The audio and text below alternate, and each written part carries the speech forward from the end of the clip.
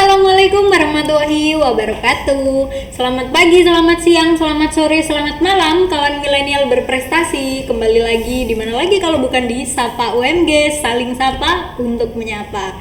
Oke, bersama saya Meli, Humas Universitas Muhammadiyah Gresik. Di Sapa UMG kali ini saya kedatangan tamu yaitu dari Hima KUA. Ya, Hima KUA, Hima KUA, bukan KUA itu ya yang buat mau nikah itu ya, tapi akuakultur teman-teman. Oke, dari Himakua ini siapa aja namanya? Himakua siapa aja namanya, Mbak siapa? Saya Hanifah Zara Praindika dari Himakua semester 2 kebetulan. Oh, semester 2. Ya, masih maba ini ya. Terus untuk Masnya nih? Halo, saya Teguh Budi Santoso dari Program Studi Aquakultur Fakultas Pertanian Universitas Muhammadiyah Gresik, sekarang semester 6 angkatan 19. Oke. Mbak Hanifah sama Mas Teguh ya. Mbak Hanifah baru semester 2, Mas Teguhnya semester 6, Masya Allah. Sekarang kuliahnya udah offline ya? Udah masuk di kampus, Alhamdulillah. Oke, nah jadi teman-teman di Sapa UMG kali ini saya memiliki beberapa pertanyaan. Gak beberapa sih, tapi banyak pertanyaan buat Mbak Hanifah. Mbak Hanifah ya? Iya. Mbak Hanifah sama Mas Teguh. Oke, pertanyaan yang pertama, prodi aquaculture ini mungkin banyak yang kurang tahu ya. Bisa di-spill nggak sih Mbak, di prodi ini tuh kalian mempelajari tentang apa aja? Kalau di prodi aquaculture ini mungkin banyak orang yang berspekulasi kalau masuk aquaculture, masuk budidaya perikanan nanti bahasnya ikan-ikan aja. Sebenarnya kita di sana juga nggak membahas sepenuhnya tentang ikan. Kita juga mempelajari biota-biota laut yang lainnya, juga tanaman-tanaman laut lainnya. Kita juga terkadang mempelajari tentang laut, ekosistem air. Banyak sekali yang kita pelajari di sana. Jadi tidak hanya tentang ikan, kita juga belajar tentang mangrove. Kita belajar tentang ekologi yang ada di mangrove, ekologi laut, dan apapun yang berhubungan dengan air kita bahas. Sedikit menambahkan, kalau misalnya di semester 1 kita udah belajar tentang biokimia. Kalau ada biokimia juga ada ya? Biokimia, kita mempelajari gimana sih pemanfaatan limbah itu untuk bisa menjadi yang lebih bermanfaat dengan tambahan teknologi kimia. Terus kita juga ada oceanografi. Terus untuk yang hobi-hobi berenang nih, kita juga ada nih mata kuliah. Ada mata kuliahnya namanya olahraga air. Di situ kita belajar nyelam. Oh iya? Iya, kita kan karena belajarnya berhubungan dengan laut, dengan air, jadi kita diwajibkan untuk bisa berenang kan. Maka dari itu di semester 1 itu ada mata kuliah olahraga air yang dikhususkan untuk supaya anak-anak aquaculture ini bisa berenang semua. Wah, jadi di prodi aquaculture ini semua teman-teman yang kuliah ambil prodi ini tentunya harus bisa berenang ya. Dan teman-teman mungkin yang mau daftar, calon mahasiswa baru yang mau daftar, jangan berkecil hati misalnya kalian belum bisa renang untuk saat ini, karena di semester 1 pasti diajari ya. Pasti diajarkan dari maba, diajari mulai dasarnya dulu caranya. Ya. Nah ini pertanyaan selanjutnya nih, praktikumnya apa aja dan bagaimana keseruan praktikumnya? Nah, kalau praktikumnya itu beragam ya. Ada yang praktikum kita di kampus, di lab, ya seperti mata kuliah biokimia itu. Ada juga praktikum yang kita keluar dari kampus, bahkan terkadang praktikumnya itu bisa sambil jalan-jalan. Karena kita ke Laut Banyu Urip, ke wisata mangrove, kita juga ke Mengare. Jadi praktikumnya itu nggak hanya di kampus, kita di lab ngeduh gitu enggak. Ya, jadi kita sambil jalan-jalan, sambil lihat pemandangan laut, pemandangan mangrove gitu sih. Kalau praktikumnya sebenarnya kita nggak harus terfokus pada ikan ya. Di semester 4 pun kita ada mata kuliah teknologi pakan buatan, itu kita budidaya spirulina. Spirulina yang buat masker. Iya, kita budidayakan. Masker kapsul itu kan. Iya, terus kita seringnya jalan-jalan sih kalau udah semester 4 ke atas itu kita ke Jabon Sidoarjo, terus ke Ibab Lamongan juga pernah. Bahkan kemarin dari semester 6 itu kita ada jalan-jalan ke Dinas Perikanan di Jawa Timur, Surabaya. Iya, kemarin juga untuk semester mau masuk ke semester 2 itu ada program studi ekskursi ya dari Himakua, itu juga kita jalan-jalan ke situ Bondo. Ke Balai Perikanan. Ya, Balai Perikanan situ Bondo. Mainnya jauh-jauh sekali ya ini dari prodi perikanan. Jadi gak bosen di kampus aja. Kan mungkin orang kalau nggak tahu ya, sama seperti saya sebelumnya waktu belum diceritain sama Mbak Hanifah sama Mas Teguh ini, perikanan tuh menurut saya tuh mainnya di lab, terus neliti ikan kayak gitu. Terus habis itu belajarnya tuh juga di dalam kelas, dan ternyata nggak seperti itu ya. Jadi banyak jalan-jalannya ya. Banyak jalan-jalannya. Keren sih. Hampir di setiap semester itu praktikumnya pasti ada yang keluar kampus, entah itu di laut, entah di area mangrove, pasti kita ada praktikum di luar. Bahkan kita sebutannya dokter ikan loh. Iya, sebutannya dokter ikan, iya. Dan juga praktikumnya itu juga enggak hanya kita mempelajari apa sih yang ada di laut, apa sih yang ada di perairan, tapi kita juga berinteraksi dengan pelaku-pelaku dari penangkapan ikan seperti nelayan. Bahkan di semester 2 ini ada mata kuliah dasar-dasar penangkapan ikan. Itu kita praktikumnya besok itu mau kayak wawancara, survei ke nelayan-nelayan, ada nelayan dari Banyu Urip sama Kalimirem di Manyar. Nanti kita mau survei, mau tanya-tanya gimana sih penangkapan ikan di sana, pakai metode apa. Jadi nantinya bisa kita pelajari lebih lanjut. Gitu sih. Jadi penangkapan ikan itu ada metodenya sendiri ya, nggak ngawur ya, Mbak ya. Oke, jadi teman-teman Camaba ini kalau misalnya bingung, aku pengen nih kuliah yang sambil jalan-jalan gitu. Jadi teman-teman tuh biasanya tuh kayak gitu, Mbak. Menghindari hitung-hitungan gitu kan. Tapi semua prodi menurutku ada ya di kampus ini. Pasti ada ya. Nah, kalau misalnya teman-teman ini pengen sama jalan-jalan, terus habis itu pengen yang pokoknya nggak di dalam kelas terus, nggak di dalam laboratorium terus, itu kalian bisa langsung daftar di prodi aquaculture. Iya. Ditunggu loh sama Mbak Hanifah sama Mas Teguh, teman-teman. Iya. Nah, oke. Mbak Hanifah sama Mas Teguh ini bisa diceritakan terkait prestasi dari prodi aquaculture Universitas Muhammadiyah Gresik. Nah, prestasi terbaru dari mahasiswa aquaculture itu kemarin memenangkan PHP 2D sampai tingkat nasional, yaitu tentang teknologi yang baru di kawasan Banyu Urip Mangrove Center tentang keramba apung untuk kerang hijau. Kemudian untuk 2 tahun terakhir ini kita juga mengirimkan pertukaran mahasiswa. Yang pertama itu Permata Sakti tahun 2020, itu kakak tingkat kami, dan kemudian tahun 2021 kemarin kebetulan saya sendiri ikut partisipasi di pertukaran mahasiswa di Universitas Syahkuala, Universitas Bangka Belitung, dan Universitas Tidar. Wah, iya. Jadi nggak itu ya, nggak melulu di kampus terus habis itu benar-benar banyak ya prestasinya ya dari aquaculture, dari prodi aquaculture. Soalnya saya ini sering lihat loh di IG Himakwa itu tuh sering di mangrove itu loh, di mangrove. Kemarin habis panen kerang ya, panen raya kerang. Panen raya kerang, aduh seru banget sih. Pertanyaan selanjutnya nih, dari prodi aquaculture ini menciptakan produk nggak, atau mungkin habis panen itu udah, atau mungkin misalnya hasil panennya itu diolah menjadi keripik atau apa gitu, bisa dijelaskan atau mungkin bisa promosi langsung di Sapa UMG kali ini. Buat teman-teman yang belum tahu tentang produk dari aquaculture itu ada banyak banget, yaitu pengolahan hasil perikanan, utamanya itu nugget, ada spring roll, ada ekado, ada kaki naga, ada lele fillet. Lele fillet itu kayak pemisahan durinya gitu. Jadi kita makan tuh udah tinggal dagingnya aja. Oh iya. Itu bisa pesan di Instagramnya @himakwaumg. Oke, bisa langsung pesan teman-teman. Ini produknya ini yang ngolah juga anak mahasiswa sendiri ya? Iya, mahasiswa sendiri yang mengolah. Bahkan di praktikum kita itu kita dianjurkan untuk membuat sebuah produk dari semester 5. Jadi kemarin untuk semester saya yang semester 5 itu kita membuat pupuk cair dari limbah ikan, tepung ikan, dan juga ada penyedap rasa dari kepala ikan. Iya. Wah, seru ya. Ini nggak bawa produknya, kebetulan nggak bawa ya? Kebetulan tidak. Oh iya. Kalau misalnya teman-teman pengen tahu terkait produknya bisa langsung lihat di Instagram ya. Tidak ada semua. Terus misalnya kalian nggak mempelajari tentang ikan, itu kan masih banyak yang dipelajari seperti tanaman yang ada di laut itu kan. Itu tuh ada budidayanya sendiri nggak kalau untuk tanaman?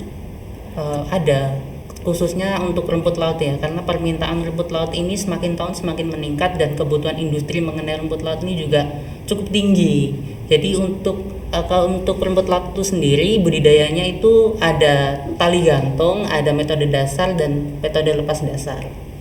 Ya, kalau untuk mangrove mungkin di pelestariannya lebih ke pelestarian mangrove mungkin kan, mengingat semakin kesini mangrove ini mulai terkikis, Iya, mulai benar. itu. Jadi kalau mangrove sih lebih ke pelestarian mangrove-nya seperti Jadi itu.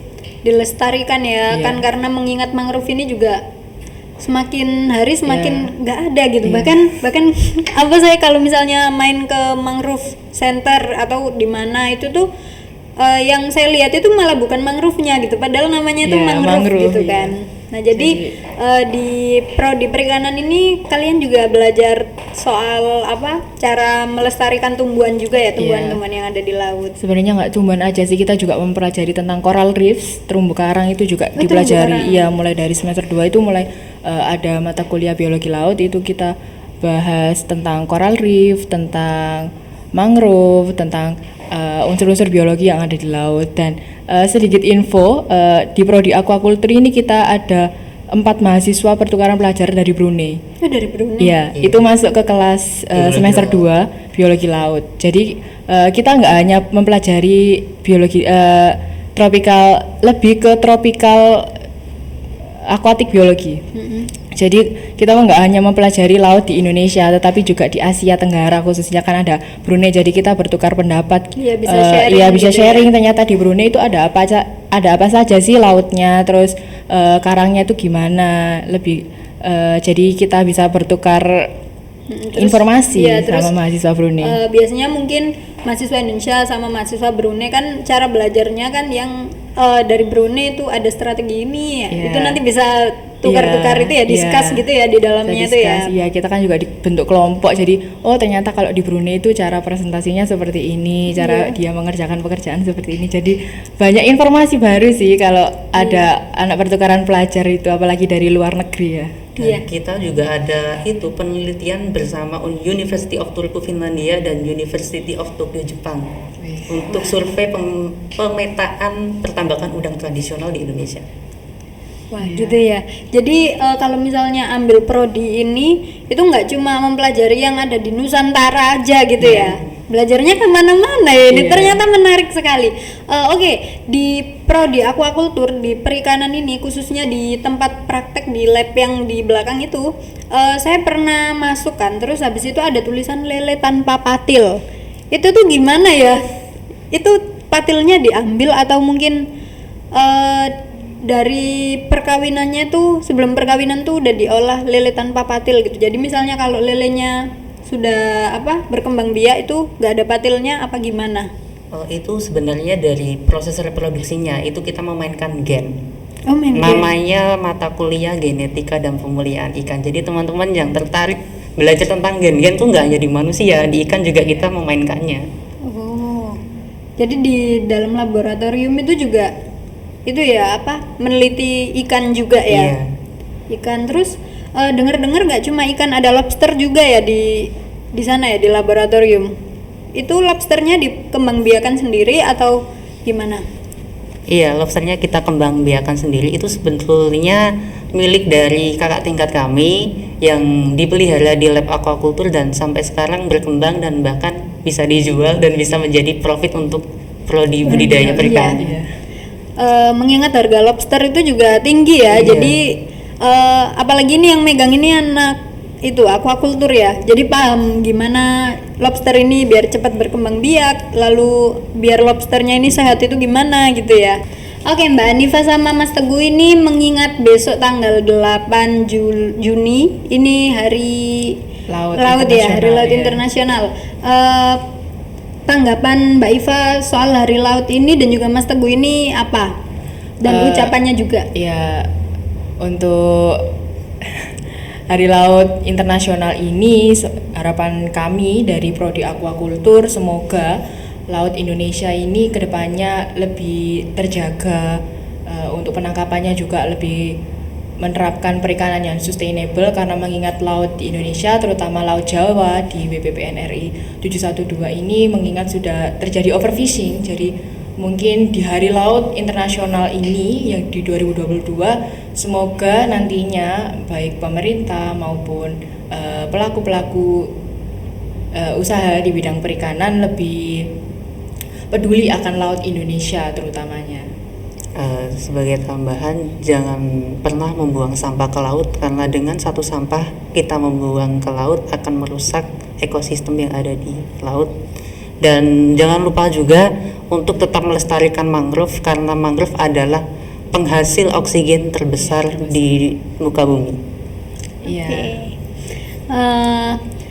Jadi Mbak Mbak Hanifah sama Mas Teguh ini sudah mengucapkan harapan dan juga ucapan selamat di Hari Laut Internasional ini ya, yang bertepatan pada tanggal 8 Juni 2022.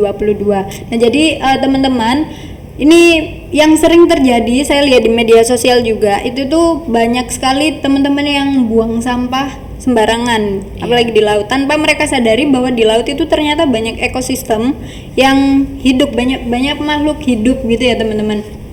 Jadi teman-teman itu jangan kalau misalnya sama lingkungan itu, kalau misalnya kalian nggak bisa menjaga atau melestarikan, seenggaknya kalian itu diam dan koreksi diri kalian sendiri gitu. Jadi misalnya kalian ada sampah kalian sendiri, itu tuh kalian buang di tempat kalian sendiri gitu, di tempat sampah tentunya. Jadi nggak asal-asalan yang pasti ada yang nyapu nanti. Biasanya tuh manusia tuh kayak gitu loh, ngentengno gitu ya kalau bahasa Jawanya. Kalau setidaknya kalau kita tidak bisa ikut melestarikan, seenggaknya hanya menikmati saja. Menikmati saja itu sudah tindakan yang paling itu. Lebih baik lagi kalau kita bisa melestarikan. Baik, betul sekali. Kadang juga di aquaculture Himakua khususnya itu kadang program kerjanya juga ada kayak saber sapu bersama. Jadi kita membersihkan area sekitar mangrove, sekitar laut itu kita sapu-sapu, kita ambili sampahnya, itu masuk ke dalam salah satu proker dari Himakua itu sendiri. Bahkan proker ini sempat didatangi oleh Ibu Gubernur Jawa Timur, Ibu Khofifah Indar Parawangsa pada waktu yang lalu, dan kami juga ada praktikum yang memanfaatkan rumput laut sebagai biofilter air di kawasan Banyuurip. Iya. Jadi banyak, kalau ditelisik lagi itu sebenarnya banyak sekali manfaat dari ekosistem mangrove itu, sebenarnya banyak. Selain dia penyumbang oksigen utama, dia juga tempat tinggal ribuan biota air di dalam mangrove itu. Jadi Kak, mangrove itu sangat penting untuk dilestarikan. Jadi buat teman-teman yang mungkin sebelumnya nggak tahu apa sih mangrove itu loh, cuma tanaman. Sebenarnya itu banyak sekali manfaatnya buat perairan itu banyak sekali. Jadi mungkin teman-teman di luar sana mungkin lebih peduli terhadap mangrove di Indonesia, terutama di Gresik sendiri ya. Mungkin banyak yang kurang tahu, apalagi mangrove Banyuurip kan juga banyak yang belum tahu. Jadinya kemarin kita ada program panen kerang. Itu di mangrove juga. Di mangrove juga itu salah satu tujuannya juga kita mengenalkan bahwa di Gresik itu punya loh mangrove yang bagus. Di Gresik itu punya wisata yang edu wisata. Kita juga mengajak teman-teman yang tadinya nggak tahu apa sih karamba itu, jadi tahu penampakannya. Kita naik perahu bersama, jadi kita panen, jadi tahu caranya panen kerang itu gimana. Terus kerang hijau itu pas langsung diambil itu gimana cara mengambilnya. Jadi gitu sih, banyak jalan-jalannya. Program kerjanya juga seru-seru ya ini, dari prodi aquaculture ini. Atau mungkin kalau misalnya program kerja yang dilaksanakan di kampus gitu, ada nggak Mbak? Panen raya itu tadi ya? Iya, kita pernah panen raya lele tanpa patil tahun 2020 pas awal-awal Covid, tapi kita tetap semangat untuk memanen hasil yang telah kita tanam sebelumnya. Itu untuk proker di kampus tuh jadi tetap ada ya? Iya, pasti ada. Kalau di kampus itu panen di lab ya Mas ya? Panen spirulina juga asik. Iya, spirulina yang buat masker itu kan. Wah, ini keuntungannya tentu banyak ya. Keuntungan. Pasti. Jadi, omsetnya juga banyak nih yang masuk ya. Ya, jadi kayak orang awam juga kalau masuk, kayak saya tadi dulunya juga masih nggak tahu apa sih perikanan itu, pasti bahasnya cuma ikan-ikan aja. Ternyata setelah masuk banyak sekali kayak ternyata banyak hal-hal yang kita tidak tahu dari laut Indonesia, terutama laut Jawa. Itu banyak hal-hal yang kita nggak tahu, kayak spirulina, ternyata dari alga gitu. Spirulina itu dari apa? Ganggang fitoplankton. Ganggang apa sih? Ganggang hijau. Ganggang hijau. Ya gitu. Jadi banyak informasi-informasi yang sebenarnya orang awam itu nggak tahu, kalau masuk perikanan jadi tahu. Ya, tentunya manfaatnya itu juga banyak ya. Jadi orang itu biasanya itu terlalu memandang sebelah mata sesuatu tanpa dia tahu bahwa manfaat yang ada di sesuatu tersebut itu tuh banyak gitu ya. Iya, masuk di perikanan juga menyadarkan kayak kita lebih menyadarkan rasa kita untuk lebih peduli ke laut Indonesia, terutama di perairan juga sih, nggak hanya laut, kita lebih peduli, lebih prihatin. Jadi setelah timbulnya rasa prihatin itu nantinya kita bisa timbul rasa untuk melestarikan. Iya, betul sekali. Seperti yang dikatakan sama Mbak Anifa tadi ya, kalau misalnya kita nggak bisa membantu untuk melestarikan, seenggaknya kita menikmati aja. Oke, tanpa harus merusak. Pertanyaan selanjutnya, susah apa tidak sih membudidayakan lele tanpa patil dan lobster? Pertanyaannya, ini kan katanya kan tadi lobster itu dari kakak tingkat ya, lalu kan sekarang kakak tingkatnya kan mungkin udah lulus. Nah, jadi adik-adiknya nih yang melanjutkan gitu ya. Pernah nggak kayak misalnya kalian itu membudidayakan sesuatu lalu gagal panen gitu, pernah nggak? Pasti pernah Ya. Ternyata Semua yang pasti di perikanan pernah. pasti pernah mengalami gagal. Kalau nggak gagal kita nggak akan mencoba lagi. Iya. Nggak akan tahu itu, nggak akan ada informasi sebabnya baru kenapa ya, gitu kenapa ya. kok bisa gagal nantinya, yang nantinya akan kita kaji kembali kan. Oke. Jadi dari kegagalan itu sebenarnya kita itu banyak belajar ya. Ternyata di prodi perikanan itu juga ada gagalnya juga ya. Hampir semua yang pernah saya wawancarai di sini itu tuh ada yang namanya kegagalan gitu. Dari prodi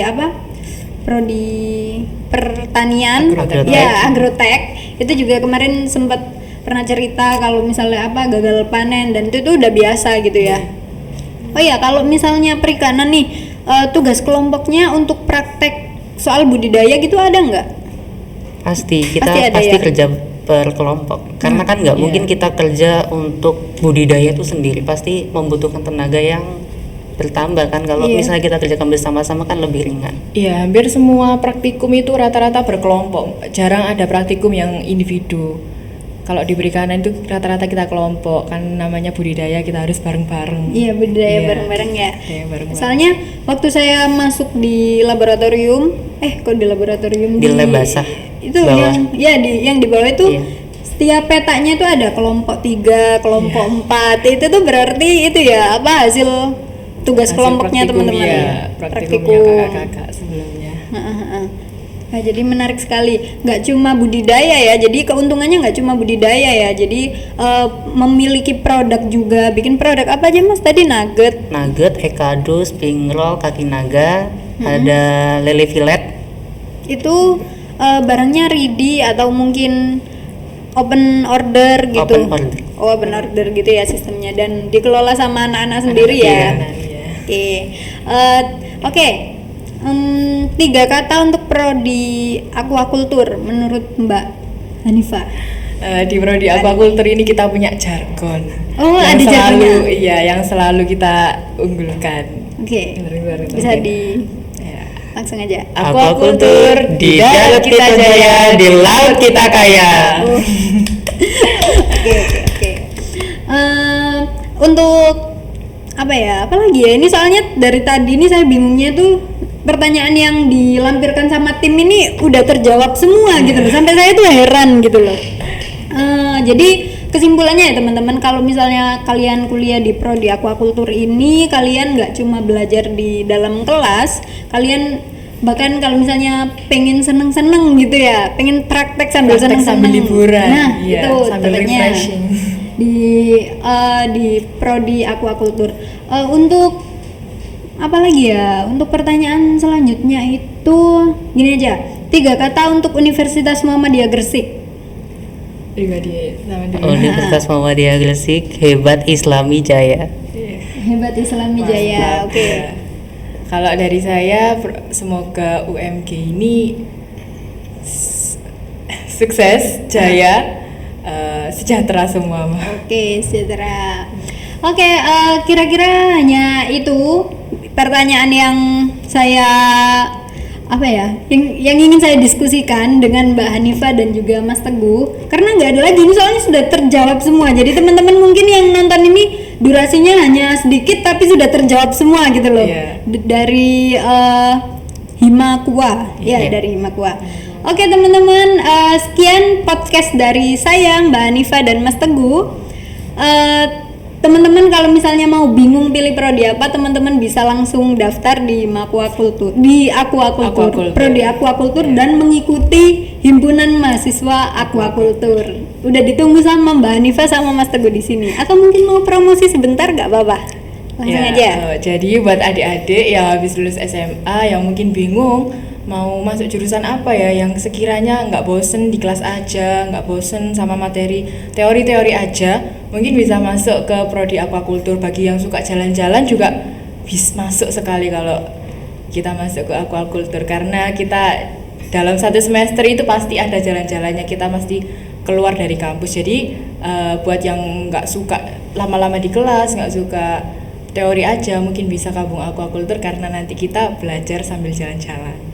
Dan tentunya ada beasiswa 4 tahun kuliah gratis yang menunggu teman-teman semua untuk menjadi bagian dari Aquaculture UMG. Iya, ditunggu ya. Oke, terima kasih Mbak Hanifa dan Mas Teguh atas waktunya untuk mengisi diskusi bersama saya di Sapa UMG kali ini.